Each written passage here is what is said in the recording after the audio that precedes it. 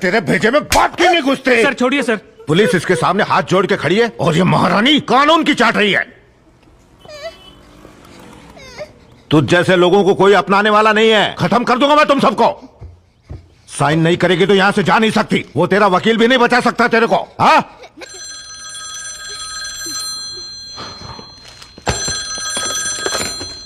Hello, मैं DGP बोल रहा हूँ। सर नमस्ते सर। Sir DGP sir.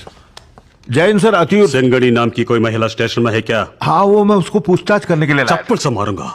मुझे उल्लू बना रहा है। अभी चलो। हाई कोर्ट ने मेरी नाक में दम कर दिया है। हाँ हाँ साहब, अभी छोड़ देता हूँ उसको, छोड़ देता हूँ। और तुम खुद पुलिस जीप पर बिठाकर उसे घर छुड़ाओगे, वरना सबको अंदर करवा दूंगा मैं। हाँ ठीक है सर, जैसा आप कहें। अरे अरे सुन, रुकना, बोला ना रुकने के लिए।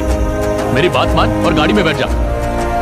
अरे बोल रहा हूं ना, साहब ने बोला कि तुम्हें घर तक छोड़ के